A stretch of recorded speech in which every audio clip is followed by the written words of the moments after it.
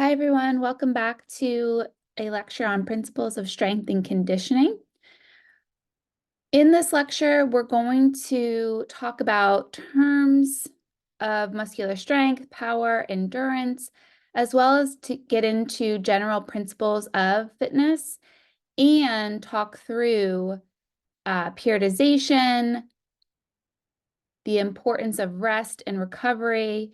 And when we're talking about muscular strength, we also want to have a focus on the importance of aerobic exercise for strength athletes. Given that that's a lot of content to cover, we're going to split this lecture into two parts to give you a little bit of break between content. So starting with some terminology, muscular strength is going to be the maximal force that a muscle or muscle group can generate. And we have static strength and dynamic strength. Static strength is the ability to hold a pose without movement. And with static strength, it's often measured by isometric exercises. With dynamic strength, we have visible lengthening or shortening of the muscle, and it varies by speed and joint angle. The 1 repetition maximum is going to be what we think of as the gold standard for assessing muscular strength. With this, we have a procedure that's done where we can quantify our strength through the maximal weight that can be lifted once. And actually, you could do this for every muscle group, every exercise. So your 1RM can be calculated for the bench press or for the back squat. And you would actually have different 1RMs for each of those. That makes sense, right? As you go into the gym, you're using different weights as you do these exercises.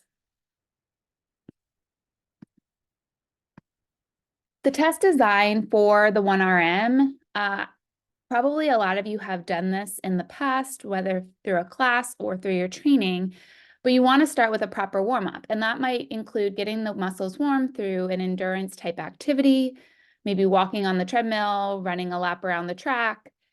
And then you're going to perform the test at a low percentage of your maximal predicted load. And that's just to familiarize yourself with the movement. So you can still think of this as a warm-up. And at this point, after you've done that, you'll add weight until only 1 repetition can be performed.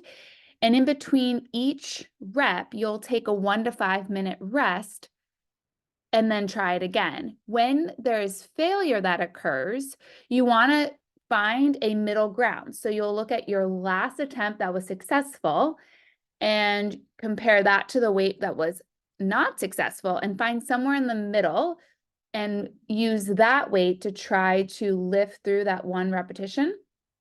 And if you can, then that is your 1 repetition max. Usually this can be found, and it's recommended that it is found within 3 to 5 attempts. Otherwise, fatigue sets in, and really it's not a gold standard assessment anymore. There's more error involved. Muscular power is the ability of a muscle group or group of muscles to exert high force while contracting at high speeds. With muscular power, there is an explosive aspect to it. So we're looking at velocity here because you all know that power equals force time velocity.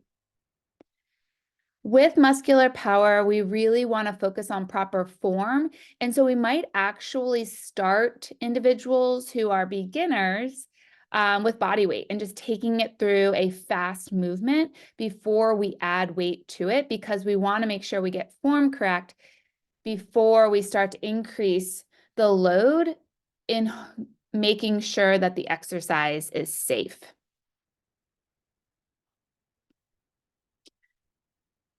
With muscular power, we can have athletes who, let's say someone can bench press 200 kilograms, moving the weight the same distance.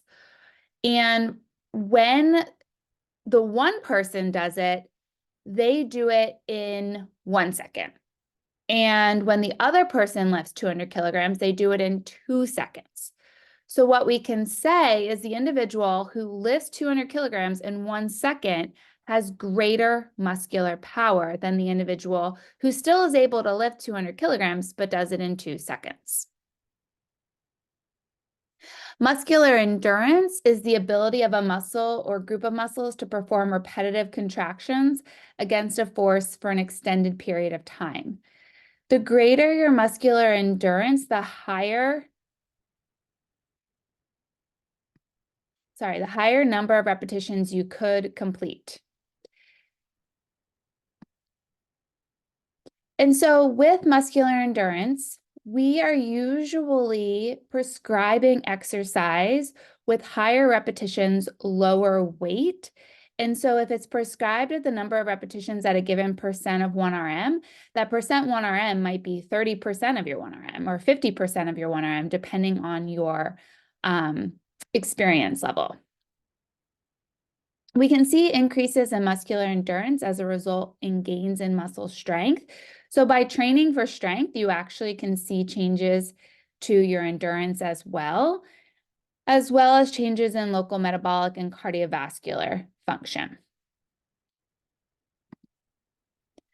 Now let's compare an individual or these three athletes in their strength, power, and muscular endurance. We see that athlete A is able to lift for a 1RM 100 kilograms, and athlete B and C are able to lift 200 kilograms. When it comes to power, the athlete A is able to lift 100 kilograms, 0.6 meters in 0.5 seconds. Okay, so their power comes out to 1,177 watts. Athlete B is able to lift 200 kilograms, 0.6 meters in 2 seconds.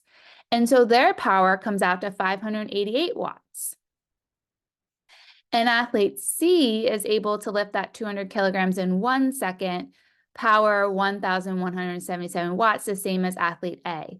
So you can see how even though athlete A and C have very different strength output, their power output is the same based off of their explosive factor. With muscular endurance, we see athlete A, 10 repetitions with 75 kilograms, athlete B, 10 repetitions with 150 kilograms, and athlete C, 5 repetitions with 150 kilograms. And so here, if we're comparing athlete B and C, we would say that athlete B has more muscular endurance than athlete C based off the number of repetitions that can be performed. So when you go into a weight room and, 1RM is the only thing that you are measuring, you're not getting the full picture. And in fact, in many sports, power is the most important outcome here or for that sport. And so you really need to be looking at other measures. And then for other sports, like our endurance sports, we really want to focus on muscular endurance. And so it might not be as important as how much you can lift, but how long you can hold and lift a specific weight or load.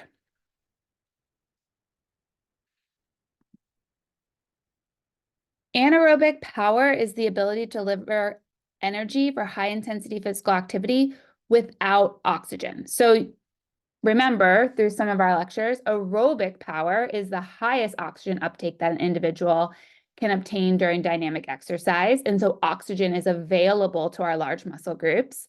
Whereas anaerobic power, we don't have oxygen available. And so we really only going to be able to do this high intensity activity for a short period of time.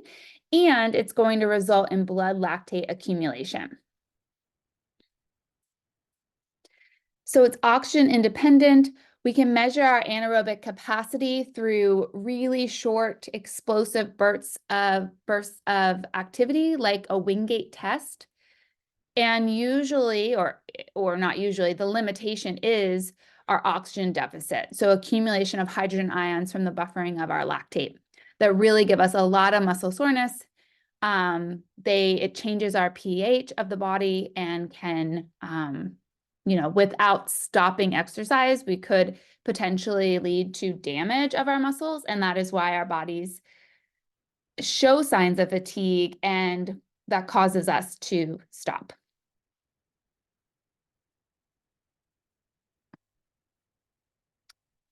Getting into our general principles of training, there are a number that we'll go over. The first is the principle of individuality. And this really focuses on the fact that not all athletes are created equal. So one way you can look at this is that you could have two different body types competing in the same sport.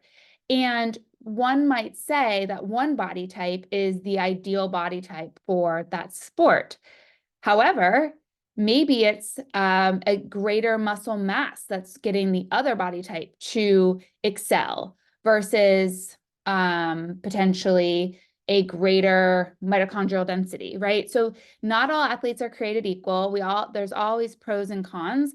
And while we can even be on the same team, exercising the same way, because typically coaches will set up practices for similar athletes that are identical.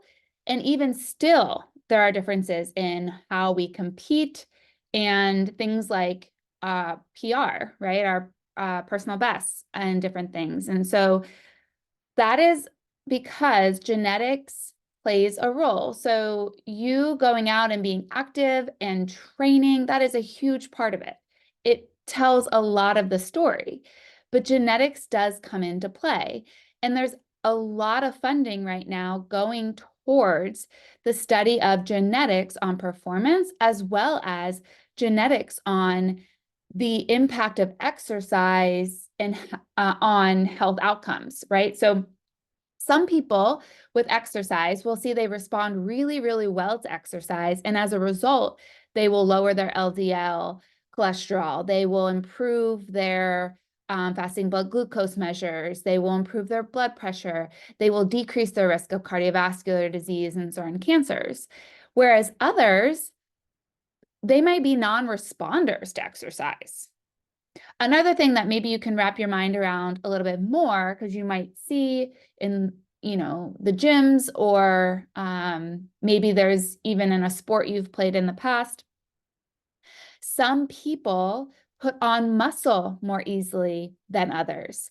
And there is a lot at play there when it comes to hypertrophy, which we'll get to in this lecture, all the way to the molecular cellular level. And when we think about that, genetics is going to come into play for who develops or increases their muscle mass easier than others. And so this Athlone project, I highly recommend that you look into it, because it is looking at differences in our genetic profiles and how we respond to exercise, both at the performance and health measure level. So again, not all athletes are created equal, and therefore the decisions concerning the nature of training should be made with each individual athlete in mind. I know, thinking about like running, for instance, I've talked to a number of coaches, and I've had a lot of coaches and worked with other athletes that those coaches are providing training programs for. And some athletes can respond to 60 miles a week of endurance activity, whereas others, they can perform at the same level when it comes to racing, but they really need to focus on 40 miles a week and not go over it, right? And so that coach really needs to customize the program to the individual for the best outcomes.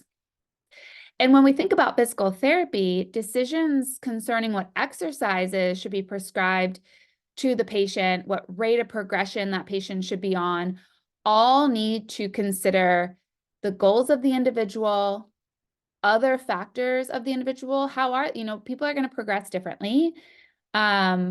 What other comorbidities might they have, right? So these are things we need to consider. So my background is in cardiac rehab, and one of the biggest areas of growth in cardiac rehab right now that we're studying is customization of the intervention, right? It's very typical that someone will just prescribe 20 to 30 beats per minute above their resting heart rate as their exercise session intensity. And we know that some people, sure, they'll respond fine to that. They'll progress really well. And then others are not seeing any benefit to the cardiac rehab program. And so instead, let's customize it. Let's make sure that we're seeing proper progression and understand what factors actually predict good progression versus poor progression. And sure, we can look at that at the population level, but really it gets down to understanding your client and knowing what their goals are, and probably measuring them at 3 sessions, 6 sessions to see how the program that you have them on is actually benefiting them, and then making adjustments based off of what you're seeing. I also love to remind my husband of this, and I remind my 4-year-old of this, but I don't think he fully understands what I mean. Mitochondrial DNA, you're usually getting that from your mother. So if you are a very good endurance athlete, let's say, you have a good VO2 max, you really should thank your mother for that. So the vast amount of nuclear mitochondrial DNA markers are significantly associated with traits of physical performance. So I think it's really important to look at this image here because it shows that your nuclear DNA, so a lot of your other traits that you have inherited, they're coming from both parents. But that mitochondrial DNA there, that's mainly going to be coming from the maternal lineage. And I just added this here. These are the goals of the Athlone Project. As I mentioned, there's a lot of funding going towards this right now. And there's a lot of different centers and clinical trials that are a part of this, all looking at things like elite performance, the training response, and that training response in athletes, as well as in patients with chronic disease, injury, actually, which, that would be an important piece. I mean, all of these are an important piece for physical therapy, but that injury piece, I would highly recommend you all looking into for your work. And then how can we actually modify genes and turn on and off genes so we can actually see better improvements in performance, better improvements in the training response, decreases in risk of cardiovascular disease. So you might have seen or been reading about these studies that have been coming out probably for 10 years now, showing that we can turn on and off, it's probably longer than that, I'm dating myself, on and off genes. And when we specifically can turn off genes that we have that increase our risk for certain cancers or cardiovascular disease, which is pretty cool. And exercise is one way that they're showing that might be a way that we can do so. The Heritage Family Study, this one has been out for a while, but there's still publications coming out of their data set. This study began, I think funding occurred in 1992, and really they wanted to look at does regular endurance exercise have favorable effects on risk profile for cardiovascular disease and type 2 diabetes? And are there considerable individual differences in the response to regular exercise? And this is based off of the fact that genes are thought to play an important role in determining the general benefits that someone accrues through participating in regular physical activity. And so what they did is they took families and they had the families engage in regular physical activity. It was a 20-week program. I believe they exercised 3 times a week on the bike. And what they saw was that some people, some families were responders and some were non-responders, showing that there's this genetic effect that comes into play. So this study specifically saw an average increase in VO2 max around 19%, but about 5% of the subjects had little or no change. And we also saw 5% that had an increase of 40 to almost 50% increase in VO2 max. So this led the researchers to believe there are individuals who are non-responders, and then there are individuals who are hyper responders. I don't know what they call them, but let's just, lack of better words, they responded very favorably to the intervention.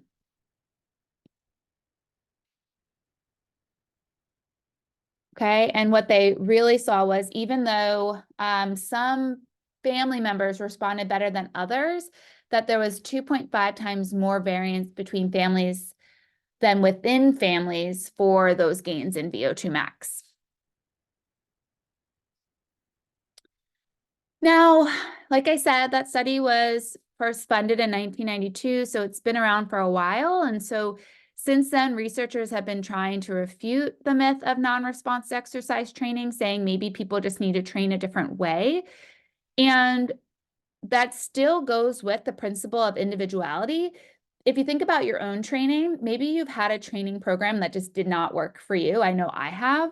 Whereas I've had some that work really, really well. And when I think about the difference in those training programs, it could be that one has a higher intensity or one is a higher volume, right? And for me, when I try to go above, 45, 50 miles a week in my endurance training, I really fall apart. And when I don't have high intensity workouts in my training followed by rest days, I fall apart.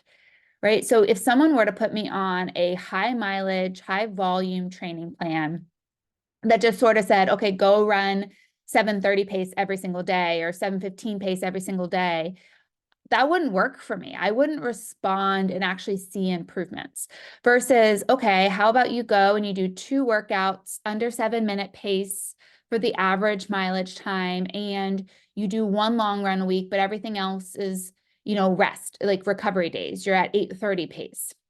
That's gonna be a really good program for me. And so I might be one that doesn't respond well to big bumps in volume, whereas others that typically, or what research is really showing, is people that have non-response to some of these exercise programs, the volume just might not be high enough and they need higher volume. So we really need to look at the individual and what works for them. And that's where a lot of new papers are coming out and saying, it's not that we have non-responders, we're just not prescribing exercise correctly to people. Going back to the idea of we need customization of exercise programs. And while that can be difficult because it requires you to get to know the athlete, get to know the patient for a little period of time to see how they respond, I think it's really what needs to happen for big bumps in performance improvements, health enhancement, and so forth.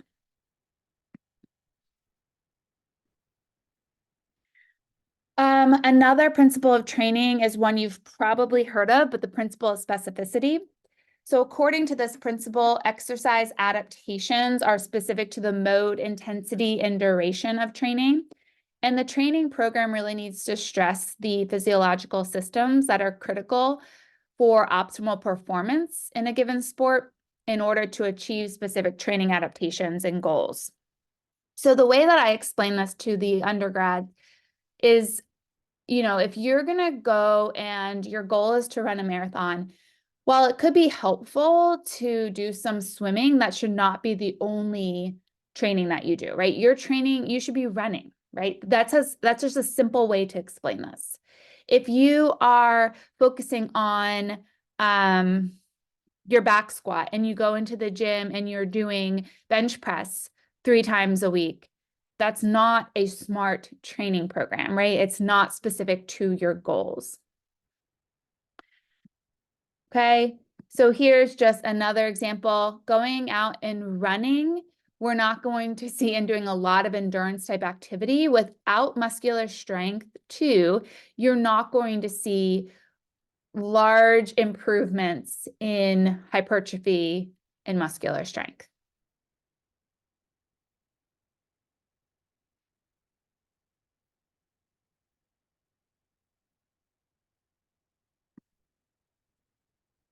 The principle of reversibility. This really is, if you don't use it, you lose it, right? So use it or lose it. And with training, specifically endurance training, you're going to increase your aerobic enzyme activity. If we stop training, it actually decreases our aerobic enzyme activity. So what we see is that when we are training, enzymes like our Krebs cycle enzymes, citrate synthase, for instance, they are going to increase. If we stop endurance training, we're going to see enzymes like lactate dehydrogenase, phosphofructokinase, which are part of our glycolysis pathway. Those are going to increase. And you might think, well, isn't glycolysis, you have to go through that in order to get to the Krebs cycle, and that is true, but that actually, you go through glycolysis, and that's an anaerobic pathway. You have to have oxygen available to go into the Krebs cycle. And what happens, let's say you even have oxygen available, but you haven't been training, what happens is you have backup of the Krebs cycle because you don't have enough of those enzymes available because you stopped training. And so if you have backup the Krebs cycle, you're still not going into it and you have a buildup of lactate. Okay. One thing that we see in heart failure patients is that they have a lot of hybrid muscle fibers. And the reason for this is a lot of their type 1 fibers have sort of shifted towards type 2 because of the decrease in enzyme activity of their aerobic enzymes and increase in their anaerobic enzymes because they're just not using it. They're not using their muscles. We also see a lot of muscle wasting. One of the hallmark symptoms of heart failure is exercise intolerance. And so this is one thing that has been studied with that population. We also see in individuals that, there's been studies where we actually put people on bed rest. And on bed rest, what we see is that you can decrease your aerobic enzyme activity after 6 to 12 days, which is what you're seeing here too. This is the days on the x-axis. And finally, at an institution I was at before George Fox, we actually studied astronauts going into space. And what we found in this NASA program was that when we actually put treadmills, there was different ways that we could set it up for them to be able to exercise in space. But when we were able to allow the astronauts to get activity, they didn't see as much decrease in their aerobic enzyme activity when they came back. And that was all measured through muscle biopsies. And they didn't have to do as much to maintain their fitness and their aerobic enzyme activity as they would if they were on Earth and land. But just doing some, they were able to prevent a large decrease in aerobic enzyme activity, which also is really important for heart function. The principle of progressive overload. So according to this principle, we needed to increase the demands on the body for continued improvement. If we undergo a strength training program, for instance, in order to gain strength, the muscles need to be overloaded, meaning we need to continue to load them beyond the point in which they're normally loaded. So if you think about going to the gym and for, let's say, 1 month, you just lift 5-pound weights 10 times doing bicep curls, right? You might see an initial improvement, but then over time, there's going to be no improvement, right? And so you have to continue to add weight or add repetitions to progressively overload your body, stress it to see further improvements happen. And what we see is that the body is extremely adaptable. So gradually increasing the demands of your workout is going to force your body to adapt and become stronger, more efficient. And if we don't do this, we will plateau, right? And so you want to just make sure that if you are, you have goals, that you create a smart program that builds in progression. So let's think about it with this example. We have a sedentary male that comes into your clinic and wants to increase muscular power. During your orientation, you take this individual through several exercises to determine muscular fitness. And there are the weights that this individual was able to perform for 10 repetitions, let's say. What I'd like you to do is choose one of these exercises and describe how you would use the principle of progressive overload and specificity to help him begin to increase his muscular power. Now it's muscular power is his goal over 4 weeks, and you want to do so safely. So take some time and create a 4-week program just with one of the exercises. And remember, they're able to do each of the weights listed here for 10 reps. And I want to be able to see that there is stress on the body for this individual. Further, I want to see that it's specific to his goal of muscular power. So make sure that there is a velocity component in there, which means you might need to consider safety. And if this individual is sedentary, as it's saying, we might have to just start with body weight to begin with to make sure that there's proper form.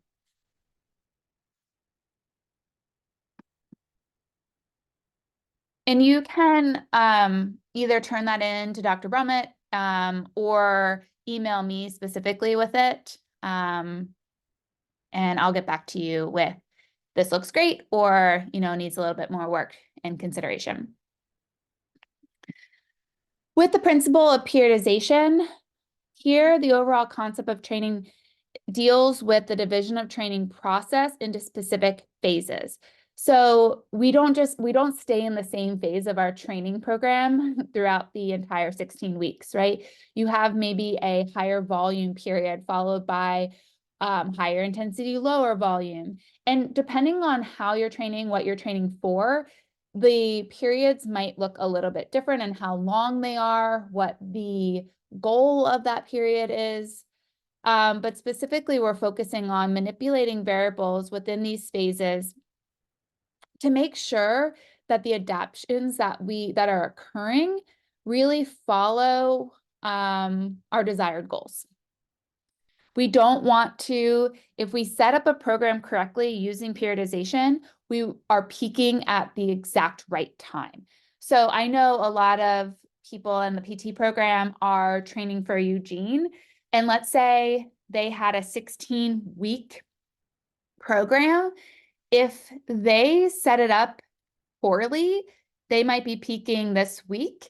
And unfortunately, from there might be higher risk of injury or just potentially declines in their physiological status, like things like iron and other measures in our body play a role, right? So the ideal setup is making sure that program provides good volume, good intensity, adequate rest, but really peaks at April 28th when the race is going to happen. Okay, so with periodization, this is a systematic process of changing one or more variable in the training program. So we're looking at mode, volume, or intensity, and we're doing so over time to allow for the training status to remain challenging and effective. So with training intensity and volume, those are going to be the two most commonly manipulated aspects of training to achieve peak levels of fitness for our competition. And typically they are not increased at the same time. Someone, like when we think about progression, usually with progression, we might increase volume and decrease intensity. And then as we decrease volume, we might increase intensity. Sometimes there's a little bit of both, with the guideline of not increasing all aspects of our fitness by more than 10% each week. The other important piece of periodization is the idea of stress plus recovery equals adaptation. Okay, so here you're seeing what research is pointing to as the most beneficial way to organize our training. So we'll see that as volume is going up, we see intensity is still quite low, and then we start to have an overlap and volume begins to drop as our intensity really peaks. As this happens, that's where you're going to see the improvements in performance. Your intensity might be up still, right before it, but then as you taper, your volume's down, your intensity's down, and you have that competition where you're really going to be able to shine. Okay, so specifically about recovery. This is the general adaptive syndrome. And so what we see is phase 1 occurs right after the introduction of stressors. And with phase 1, what we're calling that is our alarm phase. This is going to be when we first recognize a stimulus and performance generally decreases. So think about when you've gone to a gym, you haven't been active for a while, you go lift heavy weights, you are so sore. Or you go to the track and you go run as hard as you can for a mile and you haven't done that for a while. You're sore, right? And so you have fatigue.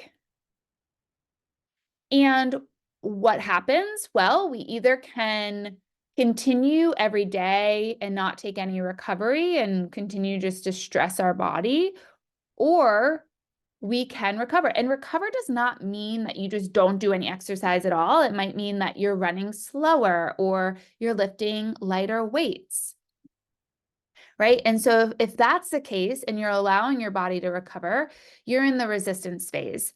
So adaptation's occurring, and then you're coming back to your baseline. And in many instances, you have actually had a benefit from that first training, and you might even be elevated.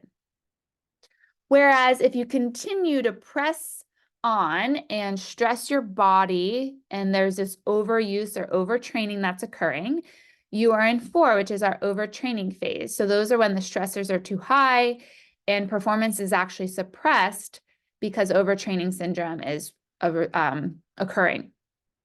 So I'll tell you a personal story, and it really just happened to me. I've been training for Eugene. I have a coach, and while I have been studying this for years, you know, I am someone who follows the rules and I listen to the coach, and he was basically increasing volume and intensity for me around 12, sometimes 15% per week. And, you know, I have always followed the 10% rule. And I've also followed the rule of not increasing volume and intensity the same week. So like if I'm going to increase intensity, my volume, my amount of mileage, my mileage each week will stay the same, even if I'm bumping up how fast I'm running these miles at. But what occurred is that I was listening to his coach, not providing my input as much. And while I didn't get injured, my ferritin levels dropped significantly, and I could feel it in everything I did. The other thing I will mention here that a lot of athletes do not consider is what is the load of your everyday, right? So sure, maybe I stayed the same, or I was really following a great program with running. Maybe it wasn't the case that he was bumping me 12%, 15%. And let's just say for this instance, it was a 10% increase. Body should be able to handle it. But I'm not considering the fact that I'm, you know, a mother of 2 picking up children all the time and carrying them upstairs and downstairs and all of these other things that you do on a daily basis, right? So what happens if 1 week you have to park the car way further from the entrance to school every day because construction's going on or something, and you don't take that into consideration in your full workload of and the stress on your body?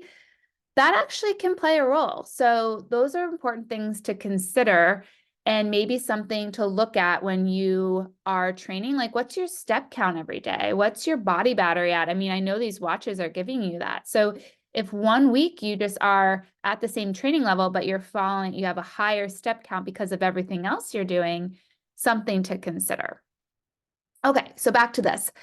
If we're in 2, we have our resistance phase, adaptations occurring.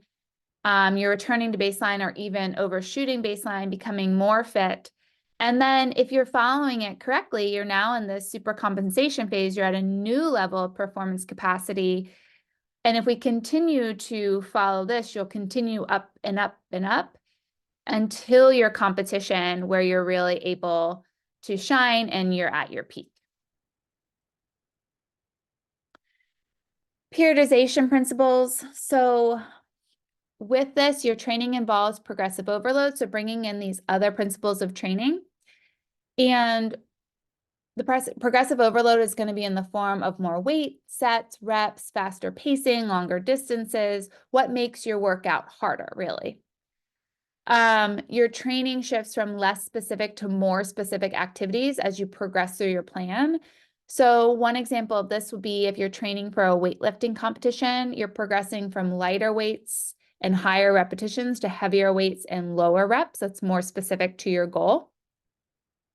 And then your training includes planned breaks to allow for additional rest and recovery. It's actually really important after like a training period or training program, I should say, that there is some sort of rest period. And again, rest does not mean taking the full week or 2 weeks completely off of physical activity, but doing lower intensity, lower volume to really just make sure you're back to a level where you can start again and you don't have risk of overuse. There are different types of periodization. We have linear periodization, block, and undulating periodization. So with linear, what we're seeing is we start potentially with high volume and low intensity, and you gradually, as your competition approaches, move towards low volume and high intensity. It's best described as the movement where we are following this program in a way, as you're seeing with this example, where we're getting more specific towards our goal, but also increasing and not overshooting a step, right? So with week 1 to week 3, we're going to 4 to 12 reps. Let's say week 4 to 7. What if on there, instead of 4 to 8 reps, we had 4 to 15 reps, right? So that would not be linear. But what else? Another thing that wouldn't be linear, if we know the correct program is 4 to 12 reps and then 4 to 8 reps and then 4 to 6 reps, what if we jump from 4 to 12 to 4 to 6 reps, right? So again, this is very specific to the athlete and what's going to work best for them to reach their goals.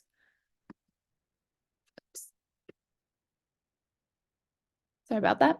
And then I think it's important to look at a running example because running can be a little bit more challenging to think about in a linear way when it comes to periodization.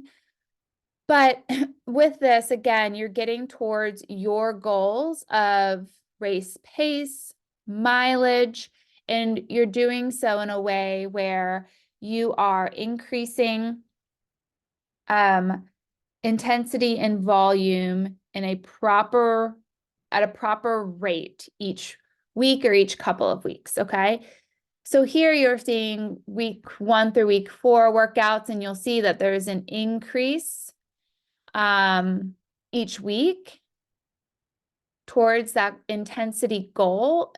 Then week 5 through week 8, we are seeing an increase again through that intensity goal, along with an increase in total mileage, equating to about a 10%, if not a little less increase. Week 9 through week 12, and these numbers, honestly, were just made up, but it's to show the linear progression. But week 9 through week 12, we're actually increasing intensity of the workouts, but we're decreasing total mileage, which gets to, starting to prepare for competition. And then the same thing we're seeing week 13 to 16, as week 16 will be competition. Block periodization. This utilizes training blocks that are dedicated to specific types of training and adaptations that we want to make. So the different blocks are the general preparatory block. So training is going to be really, really general. With the specific preparatory block, your training is going to be very sports specific. Peaking and competitive block, again, very specific training to the sport and activity. We want to reduce fatigue because you potentially could be competing once every week, or you could be competing multiple times a week. And you want to be prepared for those competitions. And then the transition block, you have easier training to allow recovery before you start over. So let's think about someone who's training for soccer competition. Okay, so we could say that the general preparatory block is maybe the first couple weeks of preseason or even before preseason as the athlete is preparing and getting fit to enter preseason.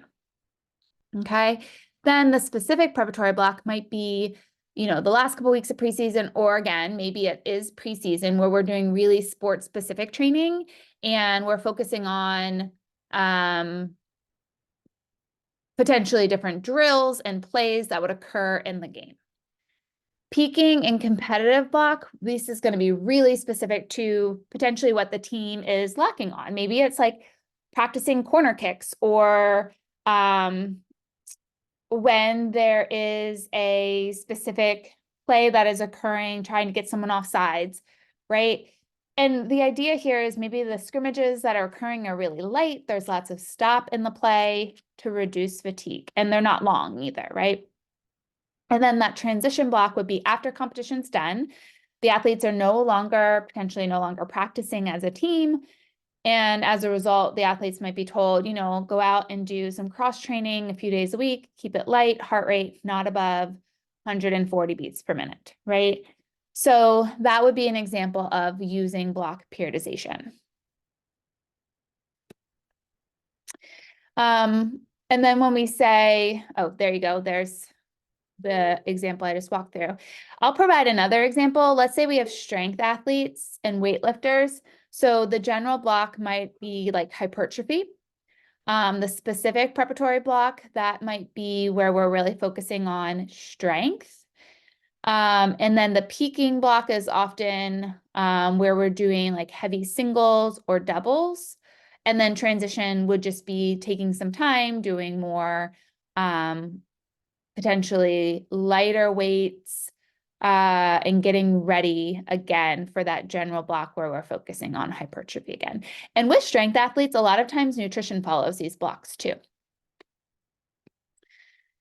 With undulating periodization, this is going to be non-linear, so there's more frequent variation in training. So that could mean that we're changing our different training variables daily or weekly. So Monday, you might focus on hypertrophy, Wednesday, strength, Friday, power. Or you could look at it as weeks 1 to 2, we're focusing on hypertrophy, weeks 3 to 4, strength, weeks 5 to 6, power. Athletes that use undulating periodization might be more that like their sport requires all of these. And even still, most athletes that have that, they're kind of doing the first one, the Monday, Wednesday, Friday, versus like, oh, this week combination thing.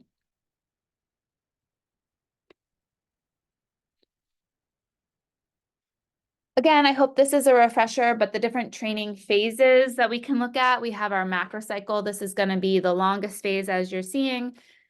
And you can kind of look at it as your long-term goal. So these can last anywhere from a few months to even several years, depending on the activity, as well as depending on the individual's goals. With strength training, bodybuilding typically lasts like 3 to 6 months. And I provide the examples of strength training because I feel like that's typically who uses the language of macrocycle, but I know like runners do as well, and coaches will sometimes break training down this way. A mesocycle, second longest phase, focusing on developing a certain skill, usually lasts like 1 to 4 months.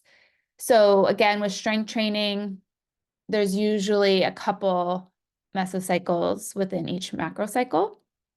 And then with a microcycle, this is going to be our shortest phase, short-term goals, could be several day period of vigorous training, followed by a short period of lighter training or rest.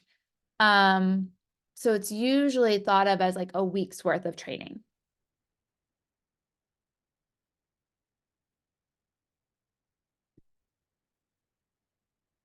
Okay, this image is showing you periodization periods and specifically focusing on the macro, meso, and microcycle. So you're seeing daily microcycle, mesocycle fluctuations in training volume, intensity, and what I hope you see that relates to a previous image that was shown is, again, where volume is coming down and intensity is increasing. Typically, as intensity increases, we're going to be becoming more specific to, where intensity increases and volume decreases, we're becoming more specific to the sport and the skills we need for the sport. And so that technique training is also increasing. With the intensity, some of that intensity is coming from the competition itself. And some might be, if it's a training thing, some might be just like high intensity workouts, but volume is really low to make sure that you're recovering adequately for more that week or that specific cycle.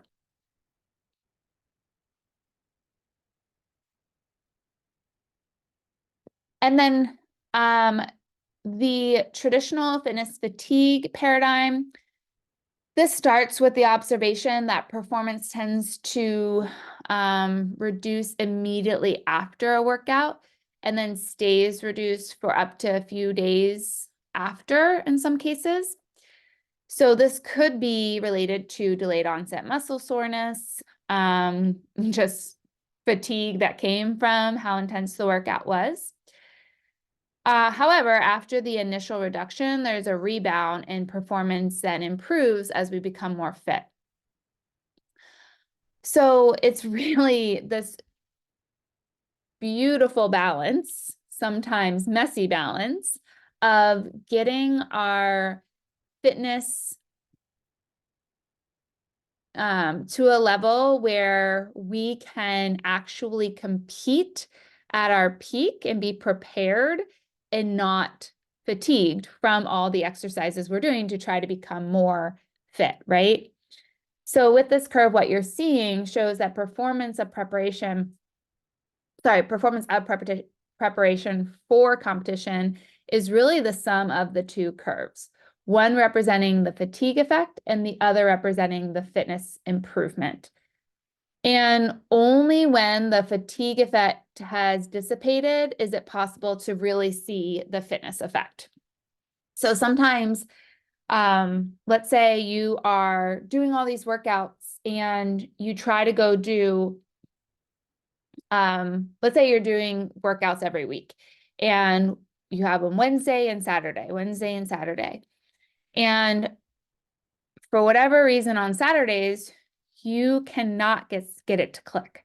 Maybe that's like your road workout, this is a running thing in particular, and you're clicking on Wednesday, but you're coming back on Saturday and it's just not clicking. One of the things to really focus on is that fatigue element. And are you properly recovering between Wednesday and Saturday?